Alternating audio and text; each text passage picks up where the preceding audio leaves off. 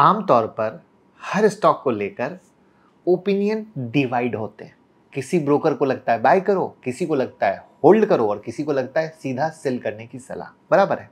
लेकिन जब सभी बिग ब्रोकरेज हाउस एक साथ किसी स्टॉक को बाय बोले तो उस सिग्नल को इग्नोर करना मुश्किल हो जाता है, क्योंकि स्टॉक मार्केट में ऐसे स्टॉक बहुत ही कम देखने को मिलते हैं जिन पर ब्रोकरेज फर्म सिर्फ बाय रेटिंग दे। राइट, वो भी ऐसे कंडीशन में जब मार्केट साइडवेज हो। तो इसलिए आज की वीडियो में हम बात करेंगे 10 ऐसे स्टॉक की जिनमें कम से कम 8 से 10 ब्रोकिंग हाउस की रिपोर्ट आई है और हर एक ने सिर्फ बाय रेटिंग दी है, ना कोई होल्ड ना कोई सेल, बस बाय ही बाय। और सबसे इंटरेस्टिंग बात यह है कि इस लिस्ट में आपको large cap, mid cap, small cap तीनों का कॉम्बिनेशन मिलेगा। यानी मेरी कहीं से कोई बाय सेल रिकमेंडेशन नहीं है, मैं सिर्फ सिखाने की कोशिश करता हूं। तो वैसे ही ब्रोकिंग हाउस ने क्या रिपोर्ट पकड़ी है, उनको एक फिल्टर कह लीजिए, जो एआई से फिल्टर होता है, वो हमारी टीम ने लगाया और उसके आधार पर आपको एक रेडीमेड चीज़ परोसने की कोशिश कर रहे हैं। तो बस पहली बार आए हो तो फॉलो कर लीजिएगा और डीमैट अकाउंट का लिंक डिस्क्रिप्शन और कमेंट में। भैया बहुत मेहनत करते हैं, तो आप भी हमें अकाउंट ओपन करके सपोर्ट कीजिए। आप हमारी यूट्यूब मेंबरशिप को जरूर ज्वाइन करें, अगर नहीं ज्वाइन किया है तो लाइफ की बिगेस्ट मिस्टेक कर रहे हैं। हर हफ्ते एक वीडियो आती है मार्केट के आउटलुक के साथ, विजन के साथ, प्लस लाइव मार्केट में कुछ भी लर्निंग लगती है सब कुछ देते हैं, जो आपके ट्रेडिंग और इन्वेस्टिंग जर्नी को बहुत बेहतरीन और आसान बनाता है। तो एक बार ज्वाइन करें, बहुत लाइफ लॉन्ग फायदा मिलेगा। साथ में हमारा मोबाइल ऐप डाउनलोड कर लीजिए, मुकुल अग्रवाल।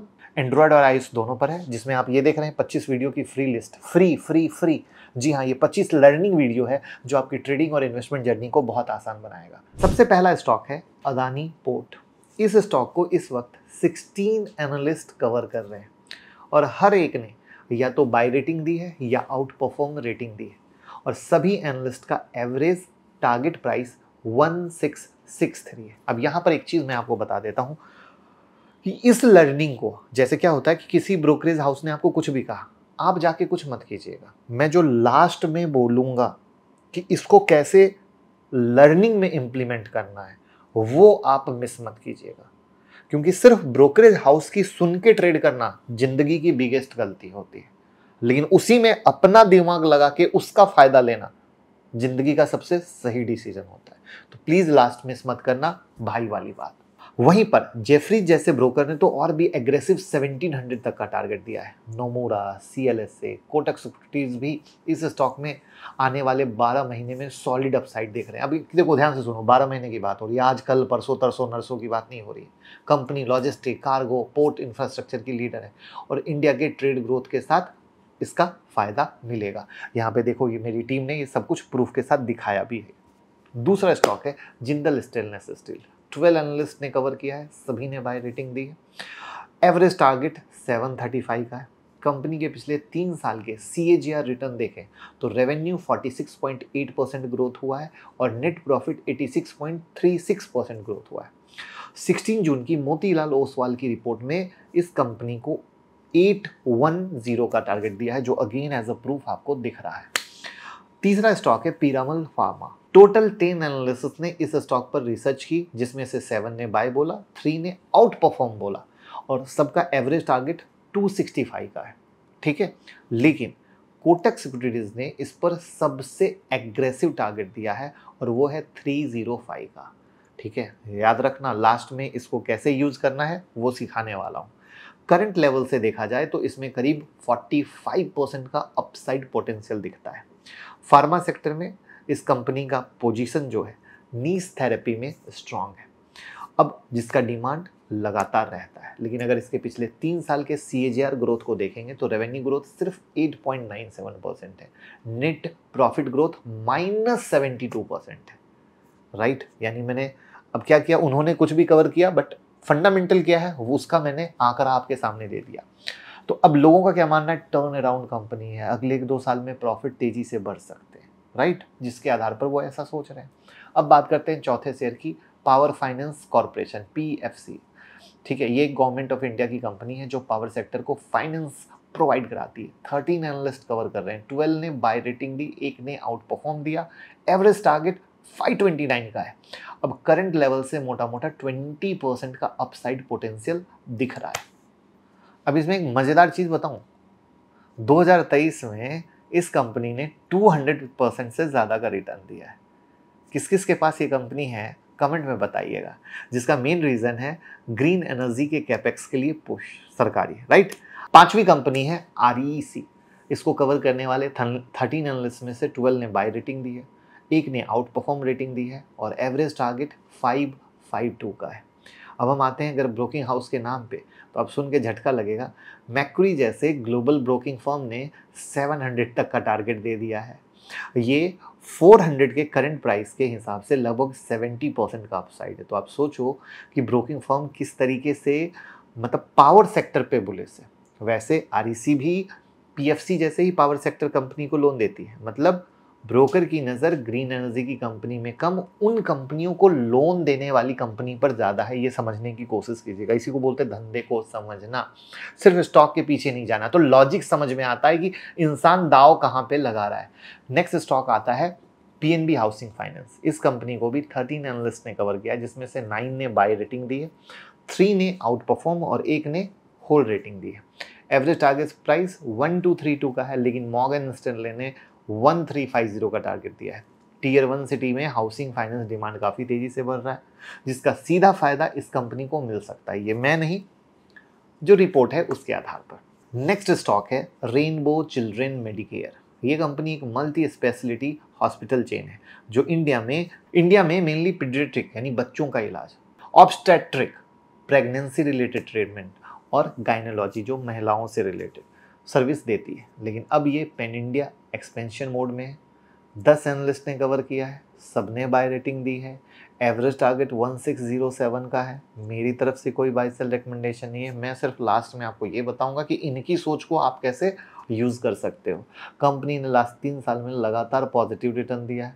पिछले 3 साल का जो CAGR है टोटल रेवेन्यू ग्रोथ का, वो 25% का है। नेट प्रॉफिट 75% से ग्रो हुआ है। फिलहाल कंपनी का focus south India, north east India में नए हॉस्पिटल खोलने पर है।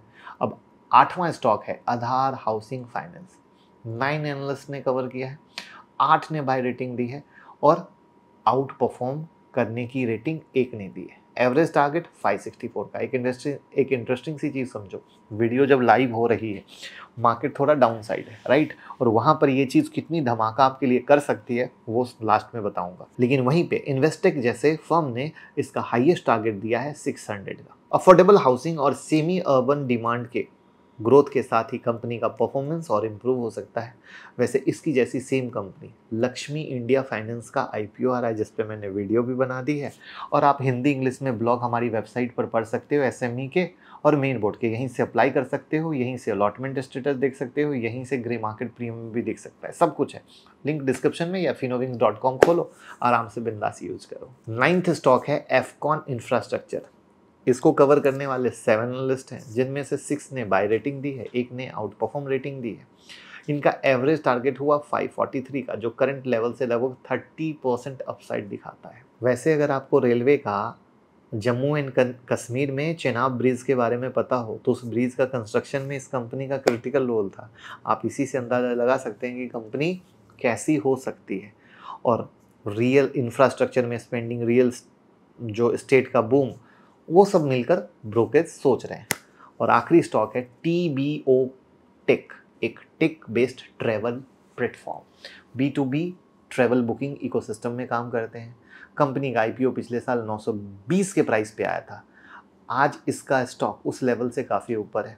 8 एनालिस्ट कवर कर रहे हैं, 7 ने बाय रेटिंग दी, 1 ने आउट परफॉर्म रेटिंग दी।